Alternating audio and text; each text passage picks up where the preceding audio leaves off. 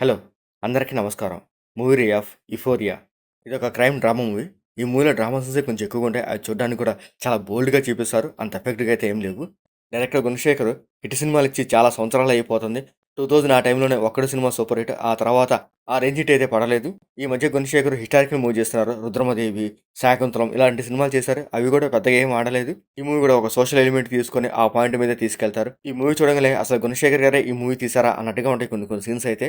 చాలా అంటే చాలా బోల్డ్‌గా వెళ్తారు. ఆ సీన్స్ కూడా అంత చూపించాల్సిన అవసరం లేదు. కానీ ఏదో పెట్టారు. ఆ సీన్స్ మూవీకి హెల్ప్ అవుతాయని అనుకున్నారు గానీ, ముందసల స్టోరీలో స్ట్రాంగ్ పాయింట్ అని ఉండాలి గదా! సో, ఆ స్టోరీయే ఏం లేదు మూవీలో. ఇంకా ఆ సీన్స్ ఉన్నా ఏం ఉపయోగం? భూమిక ఒక కాలేజీ ప్రిన్సిపల్. తనకొక కొడుకుంటాడు. తన కొడుకు వాళ్ళ ఫ్రెండ్స్ కలిసి ఒక మైనర్ అమ్మాయిని గ్యాంగ్ రేప్ చేస్తారు. ఆ అమ్మాయి మైనర్ కాబట్టి పాక్సో చట్ట ప్రకారంగా వాళ్ళకి 20 సంవత్సరాలు జైలు శిక్ష చేస్తారు.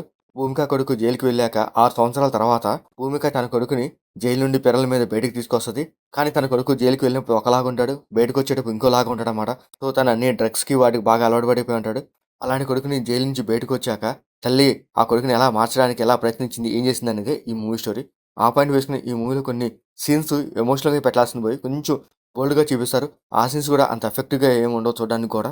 ఈ మూవీ ఫస్ట్ హాఫ్ చూడంగానే ఫస్ట్ హాఫ్ బాగుంటది. ఆ గ్యాంగ్ రేప్ చేసిన కుర్రోళ్ళకి ఎలా శిక్షించారు, ఏం చేశారనేది కూడా చూపిస్తారు. దాంతో పాటు కొన్ని సోషల్ ఎలిమెంట్స్ చూపిస్తారు. అది చూడడానికి కూడా బాగుంటాయి. ఇంకా ఇంటర్వ్యూలో మంచి ట్విస్ట్ అయితే ఇచ్చారు. దాని బేసిస్ సెకండ్ హాఫ్‌లో కూడా ఏమైనా చూపిస్తారని ఎక్స్‌పెక్ట్ చేస్తే, సెకండ్ హాఫ్ అంతా కథ మారిపోద్ది. ఫస్ట్ హాఫ్ కథ ఒకలాగా ఉంటది. సెకండ్ హాఫ్ కథ ఇంకొకలాగా ఉంటది. సో, జైలుకెళ్ళిన కొడుకుని తల్లి ఎలా మార్చిందనే పాయింట్ మీద సెకండ్ హాఫ్‌లోకెళ్తాడు. ఆ సీన్స్ కూడా చాలా రొటీన్‌గా చూపిస్తారు తప్ప గాని, ఆ సీన్స్ ఎక్కడ ఇంట్రెస్ట్‌గా చూపిచ్చరు. స్టోరీ కూడా చాలా బోరింగ్‌గా వెళ్ళిపోతది. సెకండ్ హాఫ్ అయితే చాలా లెంథీగా ఉన్నట్టు అనిపిస్తదనమాట. అరే! ఏంది ఇంతసేపు సాగదీసాడా అనిపించేలాగా ఉంటాయి కొన్ని కొన్ని సీన్స్ అయితే. ఇంకా క్లైమాక్స్‌లో కూడా ఒక రొటీన్ ఎమోషనల్ పాయింట్ పెట్టుకున్నారు. ఆ ఎమోషనల్ పాయింట్‌తోనే ఈ మూవీ ఎంజాయ్ చేసేస్తారు. ఇంకా ఈ మూవీలో భూమిక, గౌతమ్ మీనన్, ఓల్డ్ యాక్టర్ రోహిత్, సారా అర్జున్, నాజర్ ఇలా మంచి క్యారెక్టర్స్ ఉన్నాయి. వాళ్ళ క్యారెక్టర్స్ తగ్గట్టు వాళ్ళ యాక్టింగ్ పర్ఫార్మెన్స్ పర్లేదు బాగానే ఉంటది. ఇంకా ఈ మూవీలో సాంగ్స్ కూడా పర్లేదు చూడడానికి ఒక్కొక్కలాగా అనిపిస్తాయి. సీరియస్‌గా వెళ్తున్న స్టోరీలో కూడా మధ్య మధ్యలో సాంగ్స్ పెట్టి కొంచెం డిస్టర్బ్ చేస్తారు. ఆ సాంగ్స్ కూడా అంత ఎఫెక్టివ్ లేదు చూడడానికైనా, వినడానికైనా కూడా. ఇంకా ఈ మూవీ టెక్నికల్‌గా అసలు పర్లేదు బాగుంది. సీన్స్ అయితే కొంచెం క్వాలిటీగానే అనిపిస్తాయి. ఇంకా ఈ మూవీలో బ్లడ్ సీన్స్ అంతగా లేవు. అడల్ట్ సీన్స్ కూడా ఏం లేవు.